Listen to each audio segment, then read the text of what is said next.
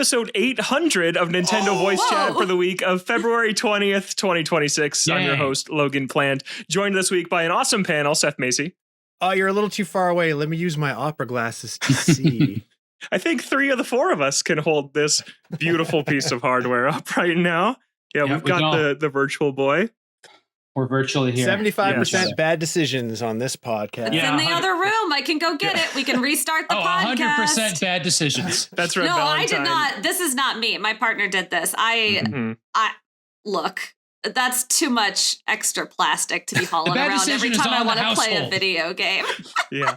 It's so great. We're so excited to talk about the Virtual Boy with Sam Claiborne, who's back on NVC. Hey, Sam. I also think that means that's 4% of all total Virtual Boy shell sales, too. Yeah, I think so.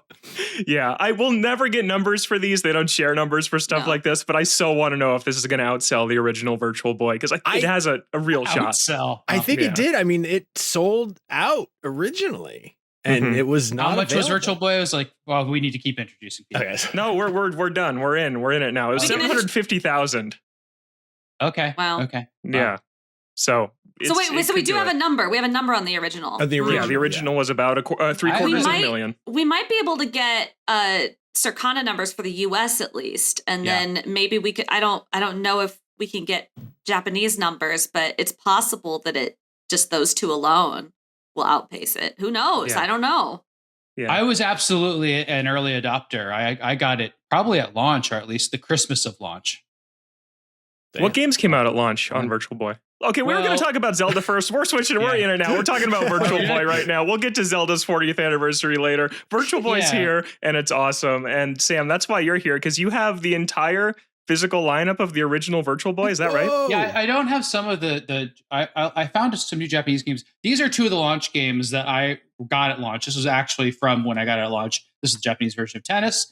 And then Mario Clash. Mario Clash is a kind of a pre-Super Mario Brothers remake where you go into the background and go through pipes. There was golf and there was a few other things. Tellero Boxer. Those games were all kind of around at launch, and then there wasn't really another wave, right? There was like a few here or there things, but like really those like 10 games, Tetris and stuff like that, everybody's playing right now. Everybody on Earth is playing right now.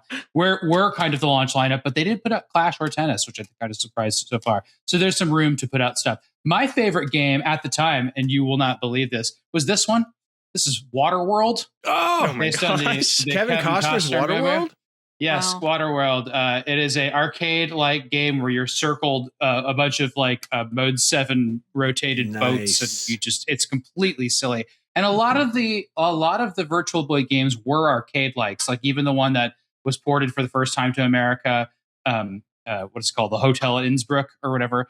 That one is kind of an arcade game that's like a Doom-like or a Shadowgate-like that they shortened because they wanted your face out of there. They didn't want you in that thing a whole lot. So, Wario Land is kind of the exception to that. But a lot of the other games have short, compact modes. Like even golf, you play one hole at a time. No, even Wario Land has the 20-minute timer on all the levels, and then it does the automatic pause in between all of them. It's like, get out of here. That's what would have been what that was for. Now, so I also want to like put into context, like, and I can get into a lot more about how great this is and why it exists and why it shouldn't exist. But at the time, 3D was such a big deal. Like there were very few 3D games in existence. There was games like Star Fox, right? And then there was the PlayStation that was doing stuff. And then VR was the cherry on top of that. So this game didn't just do VR, which was really limited to movies like Lawnmower Man and and mall experiences where you'd get in a very framey virtual reality booth for like $10, for 5 minutes.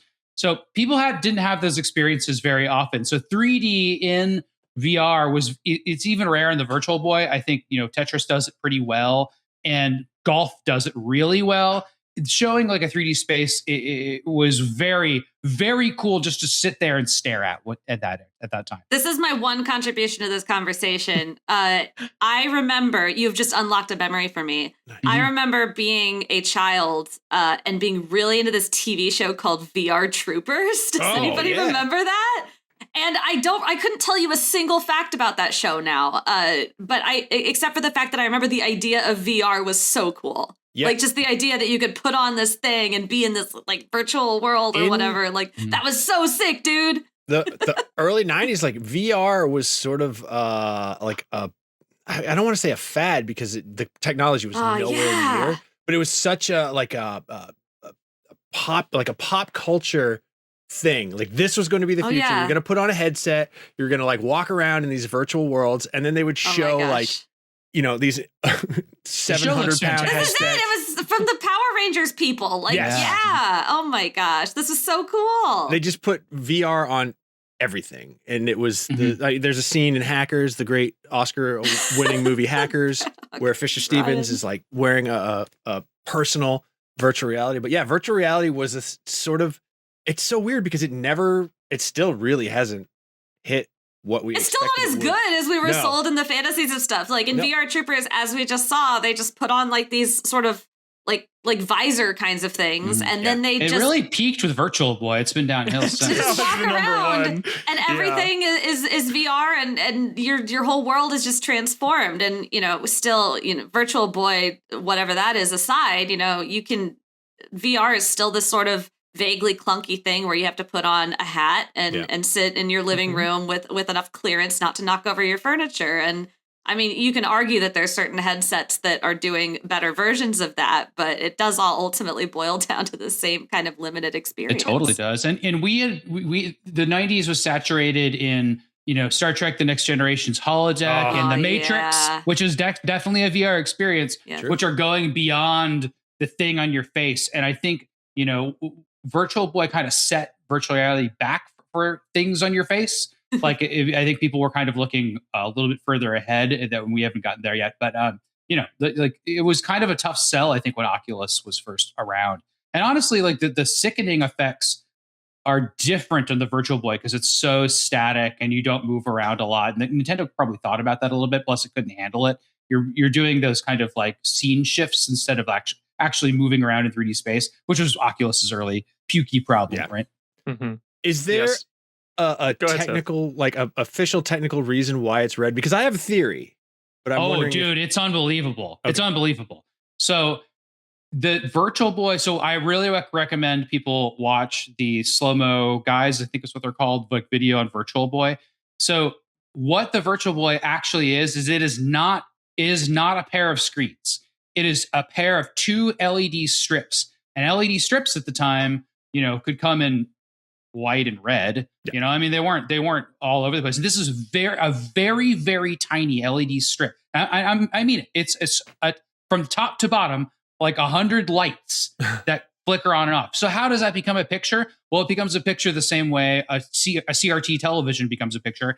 CRT television draws you a line like this. It's going back and forth like this, but your eye does not see that drawing happen. It puts together every single line that's drawn, and you see a static square. This is doing the same thing vertically. It's flashing basically a microsecond of a pattern. And there's two mirrors inside the Virtual Boy that are flickering back and forth like this and stretching your eyeballs across that strip of LEDs. So why is it red? Because cheap LEDs, you know, came in that. And then there's a red filter on it to kind of get you to not see the flickering. There's like two red lenses to get you not see the flickering mirrors. And it's just kind of getting you a contrast of those LEDs. So it's also really sharp on the Virtual Boy when you look into it, because those LED lights are extremely tiny. They're surface mounted, you know, on a circuit board. There's no screen inside. Wow. So you're seeing that thing stretch with light across your eyeballs. So what does this do? It's doing you see when you turn on your Switch 2 screen, it's very tiny on it because it's taking advantage of the size of the pixel on the Switch or the Switch 2 to emulate what it would look like when you stretch those single LEDs out to pixels. And I will say it right here, it does an exceedingly good job of it. Like it's so good at making a bad system return to form that I question my whole, you know, existence of buying old arcade machines to get the real experience. Like It is so much like the Virtual Boy. And I mean, I can pop right back and forth between them. You know, the Virtual Boy is a little bit dimmer, but you can dim the Switch 2. It's a little bit, if you had to like analyze the line width, that's a little bit thinner, like almost like a vector arcade game when it's emulated. It's not quite as thick, but it is unreal how close it is. I've never played the original Virtual Boy. That's really cool to hear your experience as an original Virtual Boy super fan. But I am over the moon with this thing. I think it is so ridiculously great. And it showed up to my house 3 days before the games actually came to Switch Online. I got mine a little early from Nintendo. And I played Breath of the Wild in red and black VR. Yeah. It looked terrible. It was so bad. I'm like, oh, this thing's going to be awful. And then the actual Virtual Boy games roll in when the library launches. And it's so fun to play games that were actually built for this ridiculous thing. Exactly. When you turns out when you play the games built for the hardware, it can be a magical matchup, and you really need the hardware for it. That's why I don't think the cardboard thing is a very good idea. So a couple other things about this piece of equipment: the stand and the ocular foam thing are identical. They're masterful reproductions of these metal and foam pieces, down to the smell. The smell when seriously, when I put my face in that foam thing and play Virtual Boy, it takes me back to 1996. Wow. It is the smell of your face in foam that was like, when we all put on masks for the first time, you're like, whoa, that's weird, just to smell your face all the time. Well, it's like that, but with this specific type of foam, which I swear they got the original factory to make somehow. It is remarkable. So that's one sense knocked out of the park too. And then the other sense knocked out of the park is sound. This game has this almost blaring, tinny horn level of speaker, and all the sounds, like you hear Wario's tones. It's like wah, wah, wah, wah. It's just this weird synthesized instrument set that the Virtual Boy uses, and everything you just hear these almost like wah wah horn sounds that must have sounded very futuristic at the time. Sam, can you show the two off side by side? Do you have both within reach of you? They're just identical. Yeah, I want people to see that. I want people to see how ridiculously good this is. I do have the original CIB. box. So cool. Yeah. But no, I left my shells in the other room. It really is. It's indistinguishable. That's why I didn't bring them in. Yeah. Yeah, and it even has like plastic recreations of like the controller outlet and the power plug and the the focus dial on top. These things don't actually rotate. If you cut away from me, I'll go get it because I should show the controller. It's really cool. Right. Yeah, sure. Yeah, go grab it. And I just think this is such an elegant solution for a problem that didn't need solving. Like, we never thought they would bring back the Virtual Boy. And then they released a 3D handheld in the 3DS, and they still didn't put their stereoscopic 3D games from the 90s on that platform. And it just felt like that this is never going to happen. And then I feel like somebody at Nintendo just thought, when they made Labo, and then they made Labo VR, somebody at Nintendo must have thought of this solution. Let's recreate a Virtual Boy shell and put it in, and it just works, and it's incredible. I have a little bit of a conspiracy theory about this too. Oh, yeah. Why it exists. So this is the original Virtual Boy, and here's the controller, which is really cool and almost PlayStation-like and different than anything else Nintendo's ever made. 2 D-pads. You notice the 2 D-pads, because a lot of the games you needed to rotate and move at the same time. That's very confusing in House at Innisbrook or whatever it's called. I forget the name of that game because it never existed before this week. But that game, you need to move your aiming reticle, and it's very difficult to kind of figure that out. So here's the two. I'm gonna you see them here. This is the remake here, and this is the original.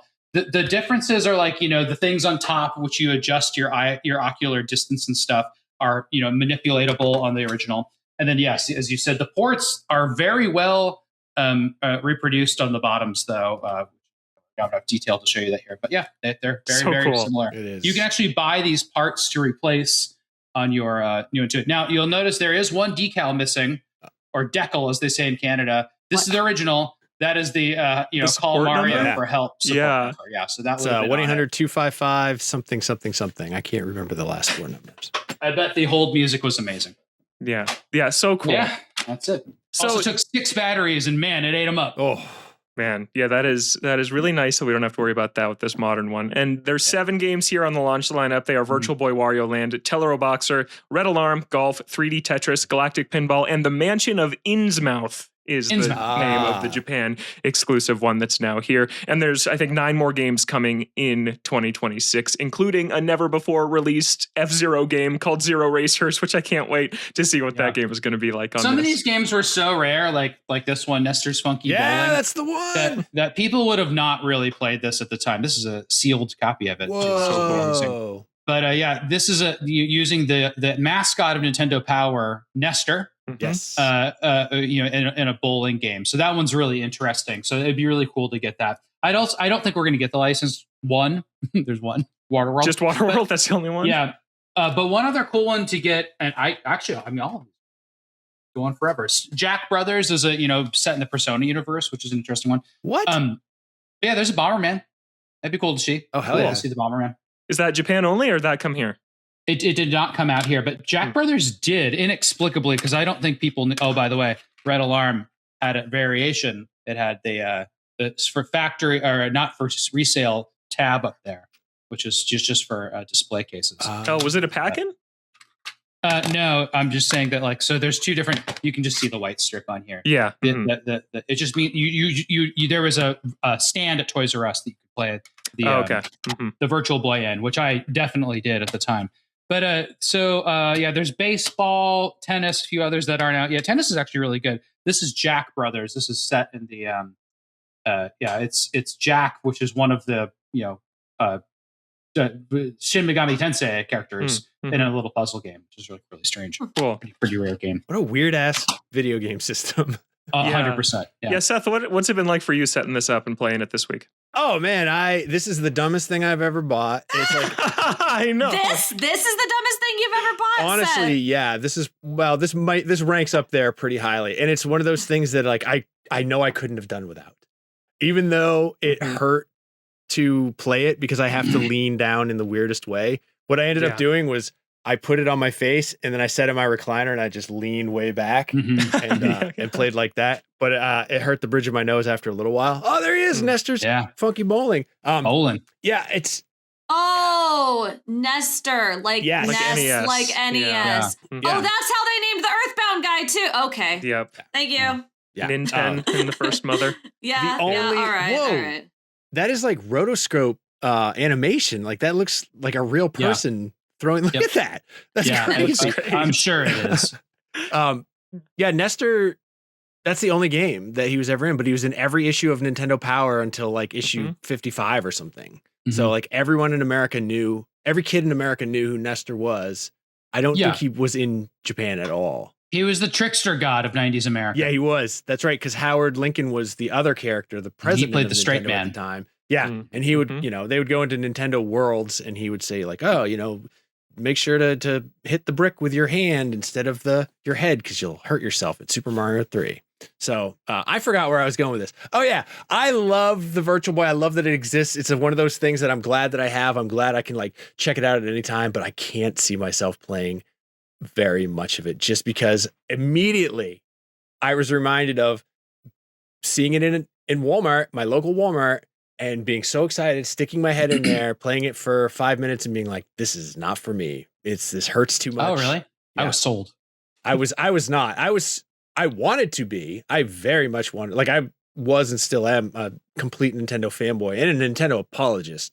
Back then I would never have dreamed of criticizing Nintendo. Yeah. So I quietly accepted. Yeah. I know. So just a quick correction. Howard Phillips was Nintendo's legal counsel and the head of legal at the time. Right. Howard Lincoln. We were talking about Howard Lincoln was you mentioned that Howard Phillips was the game master at Nintendo. Yes.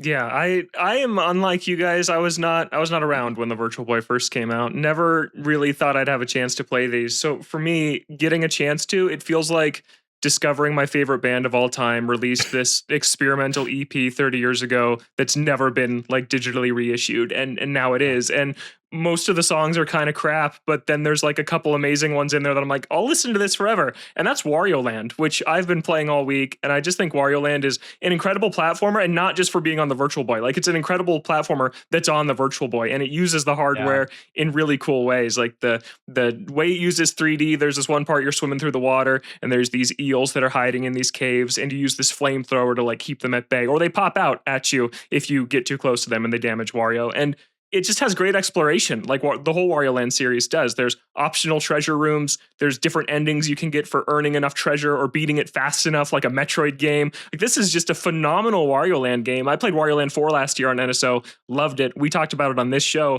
and this game is like right up there with it. It is phenomenal, and I just can't believe how good it is at showing you the different worlds that you're in with just the one color, with just red. But it's clear you're in a desert, you're in a lake, you're swimming under the ocean, you're climbing up this waterfall, and you see Wario's big butt scoot up the waterfall. It's just, it's a fantastic game that, like, if you don't want to spend $100 for the Virtual Boy, spend $25 to get the cardboard so you can play Wario Land. Like, I think this game is that good if you're a hardcore Nintendo platformer fan. I'm totally in love with it. It's the only 32-bit Super Mario Brothers related game that Nintendo ever made, besides Mario Clash and Tennis on the same system. Damn. So, you know, it's worth playing. You know, it does a lot of foreground background stuff. Like that's like its reason to exist on the Virtual Boy, which is really cute. You like play this really tiny, distant Wario, and Mario Clash is like that too, but in a more arcadey fashion.